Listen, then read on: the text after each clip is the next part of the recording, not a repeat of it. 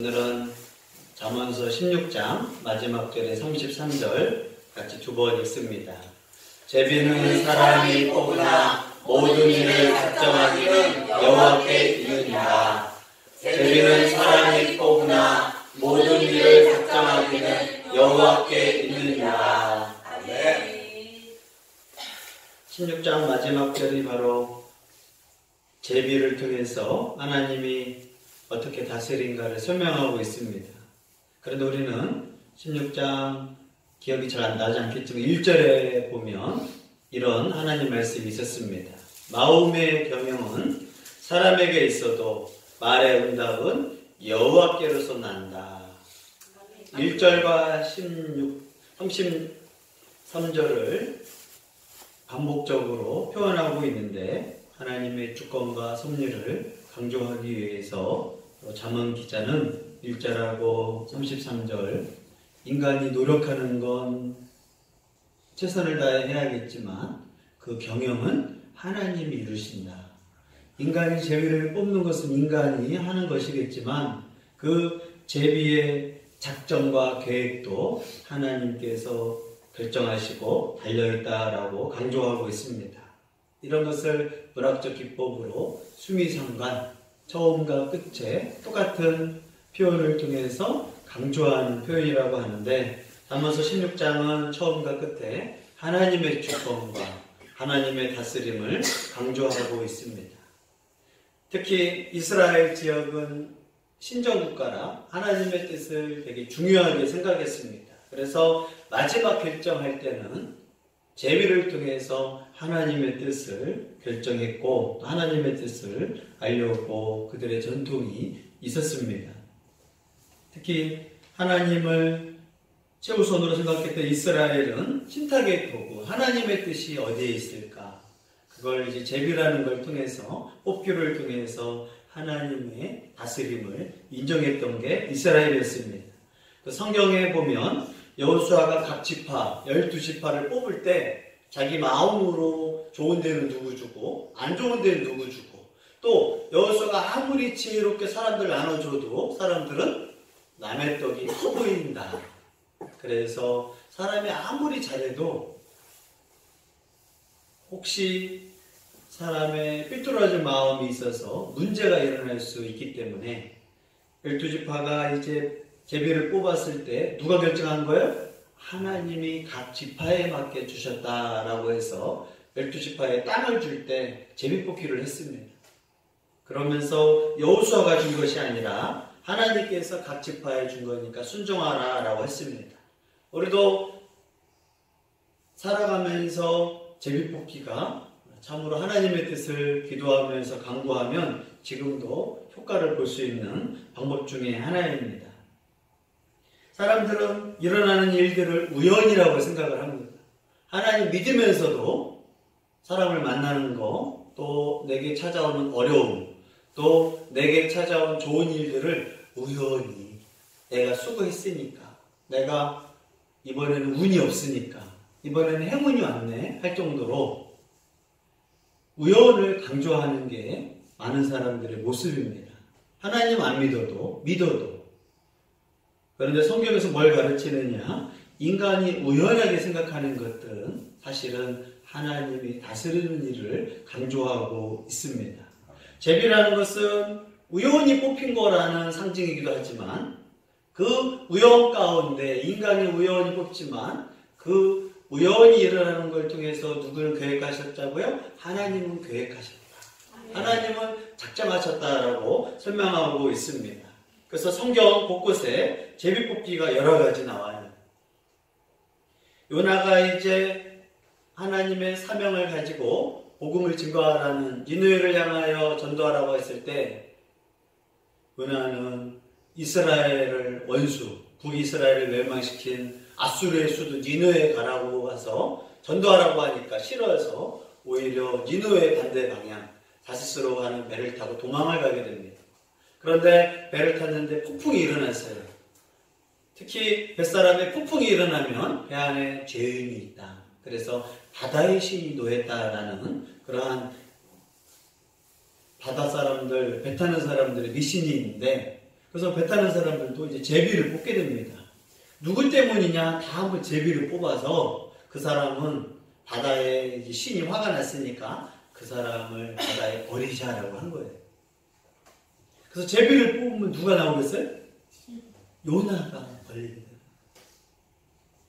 나중에 요나가 사람들이 위험하게 되니까 요나가 사실을 말해요. 이 폭풍이 일어나고 문제가 생긴 건 저 때문입니다. 누구의 잘못이 아니라 저 때문입니다. 그래서 요나가 저를 바다에 버려주세요. 되게 나중에는 이제 이 어려운 문제가 막 생긴 걸 요나는 깨닫게 돼요. 그 다음에 지혜로운 선지자였어요. 단 이스라엘의 적, 북이스라엘을 멸망시켰던 그곳에 가서 하나님이 전도하라니까 그게 너무 싫었던 거예요. 하지만 이제 배 안에서 좁혀오고 누가 죄냐? 누가 이렇게 신을 노하게 했느냐 했을 때 자신이 이제 고백을 하더라고요. 우리 같았으면 끝까지 버텼을 거야. 근데 이걸 제비로 알게 됩니다. 또 여호수아 때 가나안 땅을 점령하는데 작은 성 아이성을 점령하는데 여리고성이라든가 큰 성 할 때는 승리를 해요. 그런데 작은 아이성에 대해서 방심하고 있었고 또 작은 성은 그냥 이길 수 있었는데 이길 수 있는 곳에서 전쟁에서 지게 됩니다. 그래서 수천 명의 이스라엘 백성이 죽어요. 그리고 하나님께 다 원망합니다. 하나님 왜 이렇게 우리 백성이 죽게 됩니까? 하나님이 인도하시는데 왜 우리가 저 작은 성한테서 죽게 되고 또 그의 아들이 죽고 그의 남편이 죽었으니까 얼마나 하나님 원망하겠어요. 백성들이 다 하나님 원망할 때 하나님이 말을 하는 거예요. 이 안에 배신자가 있고 하나님 순종하지 않는 자가 있다. 누굽니까 하나님? 그때 12지파는 나와라 해놓고 또 제비를 뽑아요. 그 중에서 한 지파가 택하고 그 중에서 또 택하고 또 제비 뽑고 결국 누가 나오느냐? 아간이 가정이 나오게 됩니다. 우연히 대충 운 좋게 뽑힌 게 아니라 제비라는 우연이라는 그런 방법을 통해서 하나님은 그 사람을 꼭 짓고 있거든요. 그래서 우리가 하나님 믿으면서 우연히 뽑혔다는 없어요. 아, 하나님의 계획이 있구나. 우리가 항상 습관하고 있어야 돼. 아, 이번엔 불행하다. 나는 왜 저런 데 뽑혔을까? 그건 하나님을 인정하지 않는 표현이에요. 왜 이렇게 힘든데 뽑혔을까? 거기까지는 괜찮아요. 그죠? 내 생각은 여기가 왜 뽑혔을까? 그런데 하나님의 뜻이 있겠죠. 그럼 하나님 잘 믿는 사람이고 자기 뜻대로 되지 않으면 왜 이렇게 되냐는 것은 하나님의 다스림을 내가 거부하겠다는 거예요. 불순종의 모습입니다. 좋은 일 있으면 하나님의 뜻이고 나쁜 일 있으면 하나님의 뜻이 아니에요? 우리는 좋은 일 있으면 하나님이 도와준 거고 나쁜 일 있으면 하나님이 우리를 혼냈다고 생각하시죠. 이 좋은 일이 하나님의 뜻이라고 볼 수 없어요. 좋은 일 때문에 나는 교만할 거고 망할 수가 있어. 또 어려운 일이 생겼다고 그게 하나님이 나를 혼내는 것도 아니야. 그 어려운 일 때문에 내가 겸손해져서 하나님의 뜻을 더 알 수가 있거든요. 그게 제비의 방법입니다. 특히 이스라엘 백성들을 삶을 보면은 하나님의 뜻을 이해할 수는 없어요. 어려움이 왔을 때 하나님의 뜻을 다 이해할 수는 없습니다. 모세가 모친의 그 모세를 통해서 나일강에 버리게 됐다고요. 그러면서 모세의 어머니는 얼마나 요게베는 슬프겠어. 하나님 어떻게 내 자식을 이스라엘 백성의 자녀들을 이렇게 죽게 합니까? 특히 사랑스러운 모세가 이렇게 죽게 되는데 그 모세가 또 보니까 너무 사랑스러운 아이였어요. 근데 그 아이를 바구니에다가 나일강에 던져서 죽게 하는데 얼마나 하나님 원망했겠냐고요. 근데 나중에 보니까 하나님이 그 모세를 바로왕의 공주한테 키워서 그 바로왕의 공주를 통해 가지고 모세가 안전하게 크고 그 당시 최고의 학문, 최고의 능력이 있는 애굽왕의 자녀로서 최고의 학문과 여러 가지 기술들, 문학을 배울 정도로 키우고 그리고 모세를 통해서 이스라엘의 구원자로 될 걸 그 당시에 요게베는 알 수 없었어요. 우리가 미래에 대해서는 하나님께 맡겨야 합니다. 지금 내가 어렵지만 미래는 하나님께 맡깁니다. 이게 하나님을 인정하는 신앙이에요. 지금 아니에요. 하나님 이러시면 안 돼요. 그것은 하나님의 절대 주권을 내가 막 함부로 공격하는 거예요. 하나님을 믿습니까? 라는 것은 내가 하나님의 절대적인 하나님을 믿습니다. 다른 신들은 하나님이 그 사람을 죽이라고 해도 그냥 죽어요. 그잖아요. 왕이 내 모든 것을 뺏어가는데 반항할 수 없단 말이에요. 근데 하나님이 절대적이라는 건 그 하나님 앞에서 반항할 수 없다는 뜻이에요. 근데 하나님은 나를 향하여 망하게 하는 분이 아니라 악신이 아니라 나를 선하게 이끄시고 복주시는 하나님이라는 거예요. 근데 그 하나님을 너희가 믿지 못하느냐? 정말 믿음이 좋은 사람은 어려운 일이 있어도 하나님의 다음 계획을 내가 믿겠습니다. 혹시 그 길이 어려운 길이라 할지라도 하나님의 다스림을 내가 순종하겠습니다. 그 중에 하나가 바로 제비뽑기에 달려있어요. 우연이지만 이스라엘은 하나님의 다스림을 믿습니다. 속죄일에 염소를 2마리를 딱 갖다 놔요. 그리고 2마리 중에서 주인이 있을 거 아니에요. 또 제사장이 이 염소를 죽일까? 이 염소를 죽일까? 왠지 하나님이 시험 될 것 같을 때는 꼭 제비를 하는데 이때 뭘 하냐? 제비를 뽑아요. 오른쪽 염소냐 왼쪽 염소냐는 제사장이 제비를 뽑아서 오늘은 이 염소를 광야에 가게 해서 아사셀의 염소로 저주받고 죽게 하겠다. 이때도 제비를 뽑게 해요. 최종 사람이 뽑는 게 아니라 하나님이 염소를 택해서 제물로 쓰임받았다라고 가르쳐주고 있습니다. 신약에도 제비 뽑기를 했어요. 12명의 제자 중에 있었는데 가룟 유다가 하나님을 뜻을 저버리고 예수님을 배신하고 자살하게 됩니다. 그리고 한 명의 제자가 없으면 온전한 12 공동체가 되지 않기 때문에 이제 2명을 뽑으라고 해요. 너희와 같이 있었던 자, 너희와 함께 있었던 자, 예수님의 부활을 체험하고 계속 같이 있었던 자 둘을 뽑아라. 너희가 뽑으라는 거야. 기준에 합당한 사람. 그래서 2명을 뽑아요. 그 중에서 이제 제비를 이제 뽑습니다. 사람은 둘 다 뽑잖아요. 이쪽에서 뽑았으면 누가 되길 원하겠어요? 이쪽이 원하겠지. 이쪽에서 뽑았으면 누가 되길 원하겠어요? 이쪽이 되길 원하겠지. 만약에 내가 뜬다르면 어떻게 되겠어요? 기분 나쁘지. 삐질 수도 있지. 근데 2명이 됐을 때 누구한테 전적으로 의지하냐? 하나님의 절대 주권을 인정하는 거예요.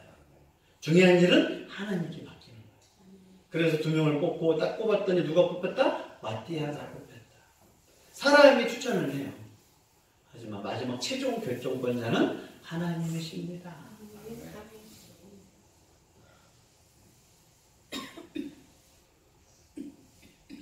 제비뽑기를 통해서 인간이 하는 것 같지만 최종적으로 이 모든 다스림 계획은 하나님께 있습니다. 이 제비의 의미는 하나님의 절대주권과 하나님의 다스림을 믿는다는 바로 상징이 제비뽑기에 달려있습니다. 그래서 잠언 기자는 1절과 서시 3절에서 인간이 계획하고 최선을 다해라. 하지만 그걸 이루어주는 것은 하나님이다. 내가 집을 사고 직장에 들어가고 공부하는 거 열심히 해라. 하지만 그 최종적인 결정, 경영을 이루는 분은 하나님인 걸 인정하라는 거예요. 의사는 의사대로 내가 수술을 하지만 최종적으로 의사가 할 수 있는 건 최선을 다하지만 그 작은 세포가 떨어져가지고 암세포가 떨어져서 그 환자를 죽일지 장애를 만들지 안 떨어지고 잘 있어가지고 나을지는 하나님께 맡겨야 한다는 게 모든 절대주권을 하나님께 맡기는 거예요. 내 자녀를 내가 열심히 사랑하고 보살피지만 이 자녀를 향한 뜻은 하나님께 맡겨야 하는 거예요. 우리가 정말 최선을 다하지만 하나님께 마지막은 맡깁니다. 이게 좀 힘들어요, 사람이. 내가 다 하고 싶어. 중요한 일을 할 때 내 결정으로 다 해버리려고 한단 말이에요. 마지막 하나님께는 왠지 손해될 것 같아. 왜요? 욕심이 들어가서 그래. 그래서 우리가 습관이 되지 않으면 하나님의 뜻대로가 아니라 결국 내 뜻대로 하고 싶어져. 하나님께 맡기면 내가 손해볼 것 같고, 또 아니야, 그 안에 하나님을 다스림과 주권을 인정하기 싫은 거예요. 내가 열심히 이렇게 했는데 하나님께 인정하느냐? 11조도 마찬가지예요. 내가 열심히 번 거지만 이 수고의 은혜를 베푼 주권과 다스림은 하나님께 있습니다라는 뜻이거든요. 제비뽑기도 마찬가지예요. 왜 우리가 태어났으면 우리가 결정하면 되지, 민주주의로? 왜 하나님께 맡기느냐? 하나님의 절대 주권을 인정하지 않아요. 그러나 성경에서 계속 제비를 통해서 하나님은 온 우주의 모든 것을 통치하고 다스리신 분이시다. 하나님 믿는 사람이든 믿지 않는 사람이든 우연히 일어난 것 같고 사람이 한 것 같지만 뒤돌아서 잘 보면 누가 하셨다? 하나님이 만나게 한 거고 하나님이 그런 것을 하셨다라고 이제 깨닫게 되는 거예요. 그래서 당장 우리가 어려움과 힘듦을 겪었을 때 하나님의 뜻인지 잘 몰라요. 하지만 시간이 지나서 그런 어려움들이 하나님의 뜻이었구나. 하나님이 다스렸구나. 하나님이 우리를 통치하고 계셨구나. 그게 제비의 특징입니다. 그래서 우리가 하나님의 절대 주권을 인정할 거냐, 아니면 우연을 인정할 거냐. 헬라 철학으로 행운과 불행이 돌아다니다가 우연히 오늘은 행운이 오고 내일은 불운이 오는 우연을 따지는 신앙은 기독교 신앙이 아닙니다. 우연같이 보이는 우리가 다 알 수 없으니까 우연히 사람을 만난 것 같고 우연히 내게 병이 찾아온 것 같고 불행하게도 내게 아픔이 온 것 같지만 그 안에 어떤 뜻이 있었다고요? 하나님의 계획이 있었다. 그 성경에서 예수님이 십자가에 죽은 것도 능력이 없어 죽은 것도 아니고 우연히 십자가 지신 것도 아니고 하나님의 계획 가운데 십자가 지신 분도 바로 예수님의 십자가의 사건인 것을 우리는 믿어야 합니다. 그러므로 우리가 살아가면서 어려움, 또 모세가 나일강에 빠졌을 때 얼마나 힘들겠어요. 요셉이 형들한테 팔려갔을 때 얼마나 하나님 원망했겠어요. 이럴 수 있습니까? 하지만 요셉이 팔려가서 그런 수모와 죽음 앞에서 그 이스라엘을 강성하게 하고 싶은 하나님의 뜻이 거기 있었거든요. 그래서 어려울 때 애굽에 가서 살게 하려고 했던 하나님의 계획, 제일 좋은 애굽이라고 해서 제일 좋은 나라에서 그 중에서도 제일 좋은 고센 땅에 살려고 했던 하나님의 계획이 있을 줄은 아무도 몰랐어요. 요셉의 아버지도 몰랐고 요셉의 형제들도 몰랐고 요셉도 몰랐는데 나중에 형들이 찾아오고 지근 속에서 그걸 깨닫고 울면서 하나님이 나를 보내셨습니다. 그 전까지는 몰랐죠.